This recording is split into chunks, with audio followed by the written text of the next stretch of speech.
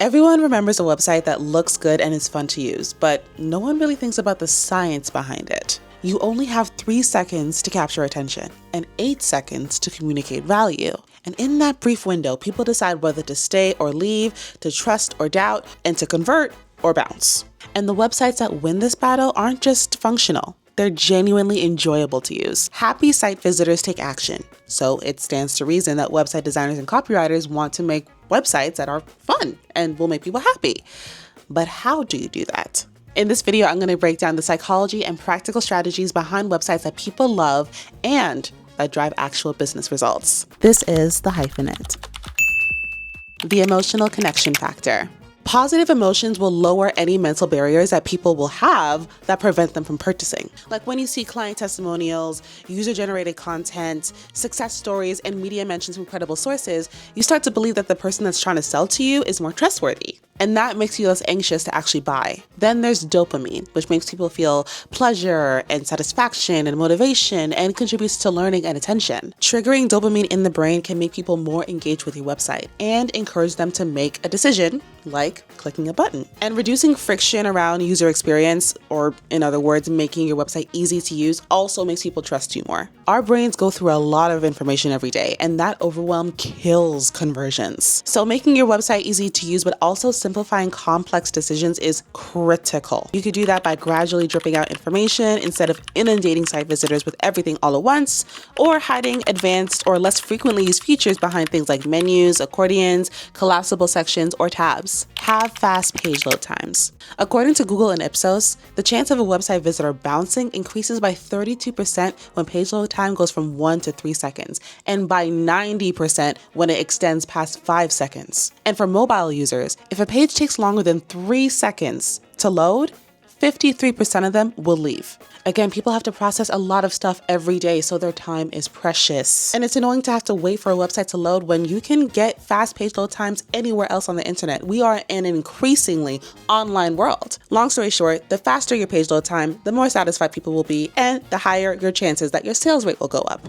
You can do this by compressing and optimizing photos, use a reliable web hosting service, optimize your content management system, don't use a super heavy website theme, reduce the amount of plugins on your site, and keep link redirects to a minimum. Have a mobile-first responsive design.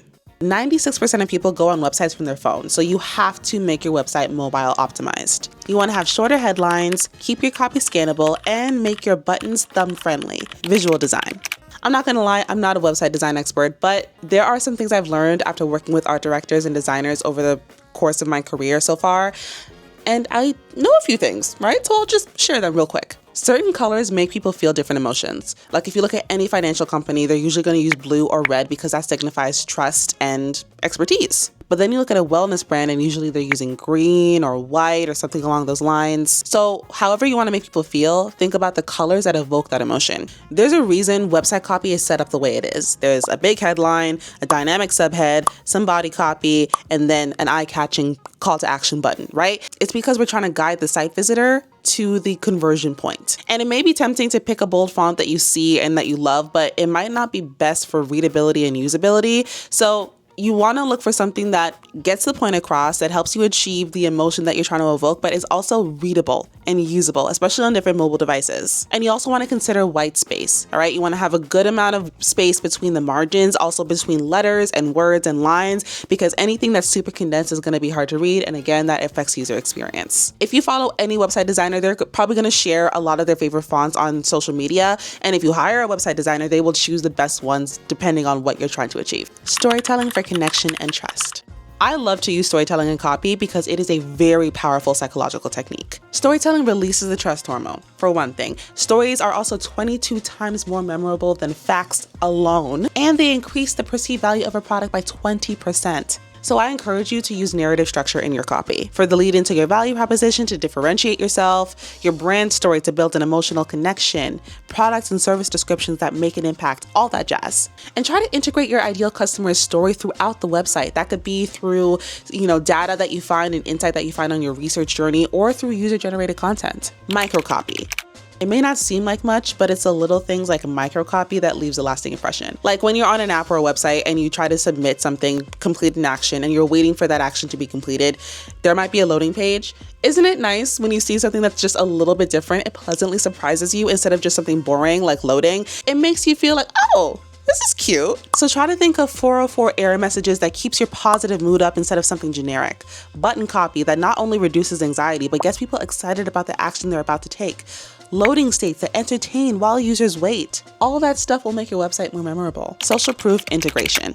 Social proof is any external validator of your credibility, and it helps people make decisions when they're not sure what to do. And studies show that people are actively looking for social proof, like testimonials, case studies, success stories, media mentions, certifications, all that stuff. So you want to use social proof strategically whenever you make a claim about your brand, whenever you're trying to have, conversion points like a call to action button or at your value proposition. You want to use reviews and testimonials that feel authentic, UGC that builds community, and trust signals that don't feel staged. A/B testing.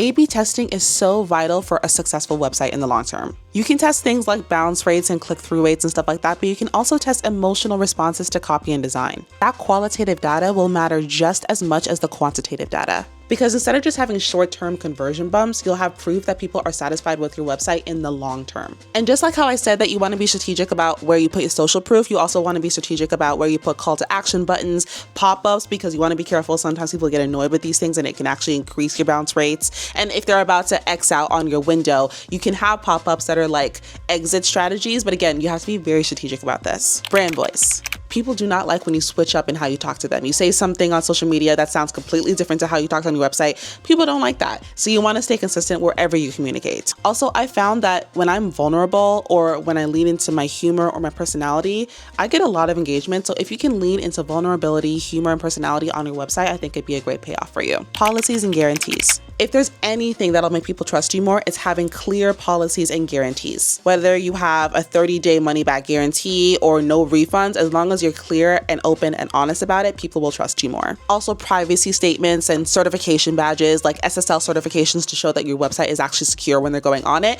Again, that'll make people trust you more too. At the end of the day, creating a website that's both enjoyable and high converting is not about tricks or hacks. It's about genuinely caring about people's experience when they're on your website, but also keeping business objectives top of mind. When you reduce friction, build trust, and create moments of delight, conversion just naturally follows. So start with one section of your site and then apply these principles as you go along. If you're creating a website from scratch and you have no idea where to start with all of this, my website copy prep workbook is a great first step. This helps you prepare everything that you need before you start the website copywriting process. Your brand voice and personality, your target audience and ideal client, your offers, your website goal, any social proof you have that'll make people trust you more. This resource has every single question that I ask my clients, and if you ask any of them, they will tell you that my brand questionnaire is so beefy because I go in with asking the questions. So you're getting a very comprehensive preparation resource with this. I've linked it in the description below so you can grab that whenever you're ready. Comment below if you have any specific questions about, launching a website, how to optimize it. If you currently have a website and you're not seeing the results that you want to see,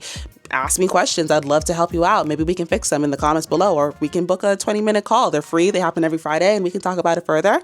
But I want to make sure that you win with your website because it's a 24/7 salesperson and it should be winning employee of the month every month for the rest of your life, as long as you have a website. And if it's not, you got to fix it.